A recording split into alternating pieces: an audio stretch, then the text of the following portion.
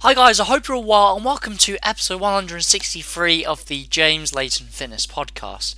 So within this specific episode we'll be discussing how often should you eat to build muscle and lose body fat. So first, it's really important that you try and focus on one goal at a time.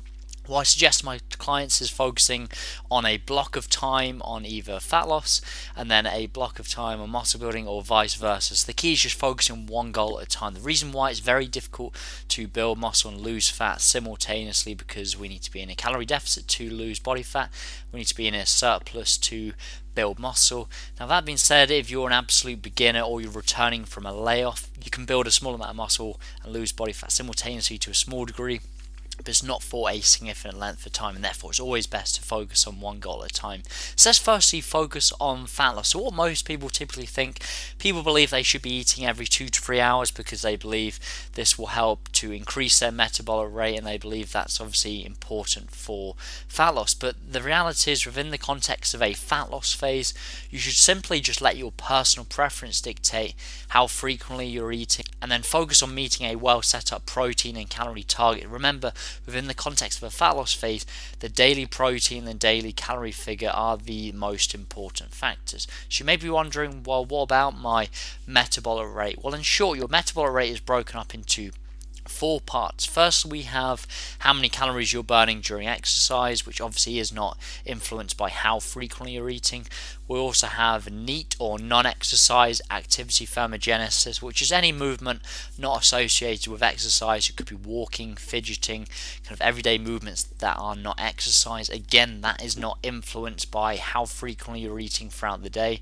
Next, we have the thermic effect of food, and in short, it doesn't particularly matter whether you're having 6 meals or 2 meals. If the absolute calories and macronutrients are the same, the thermic effect will be the same over the course of the day. And then finally, we have your basal metabolism, which is largely dictated by your fat-free mass, so how much muscle mass you have, bones, organs, etc. Anything that isn't actually body fat. And again, this is not influenced by how frequently you're eating. So in short, it is a myth that eating more frequently throughout the day increases your metabolic rate. It absolutely doesn't. So those are the practical applications. Within the fat loss phase, simply choose a meal frequency that suits your personal preference, whether that's 2 meals, 6 meals, 4 meals. It doesn't particularly matter, as long as you're meeting a well set up daily protein and well set up daily calorie target to create the calorie deficit need for fat loss.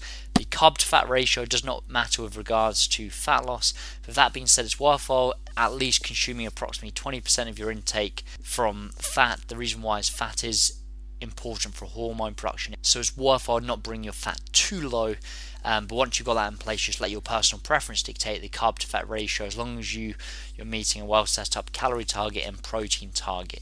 Now, with regards to muscle building, it's slightly different. The reason why within the muscle building phase, we obviously need to be firstly within the calorie surplus, so consuming more calories than we're burning. But in addition to that, we also have the next goal of maximizing muscle protein synthesis, and that means you don't want to be going any lower than 3 protein meals throughout the day. 3 protein meals that are relatively evenly spaced throughout the day. That's a bare minimum you want to go to, because we're trying to maximize muscle protein synthesis. And that's one of the reasons why intermittent fasting is not necessarily optimal for muscle building, because you're not having those evenly spaced out protein meals throughout the day. It can be a great tool for fat loss. Not to say there's anything magical about intermittent fasting, but it can be a tool within the fat loss phase to help control hunger, to help control calories, because it makes it more difficult to go over your calorie targets because you're having more calories later in the day.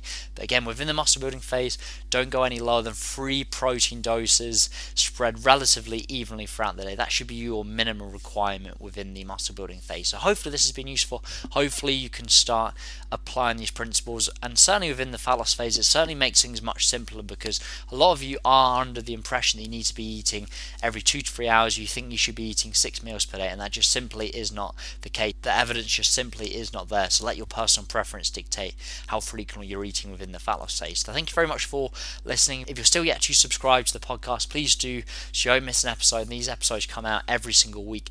And if you're still yet to download my free ebook, How to Set Up a Nutrition Plan, if you guys James Layton, Layton, fitness.co.uk, you'll see a tab at the top of the page called free ebook, and you can download that immediately. I look forward to speaking to you next week. Thank you very much.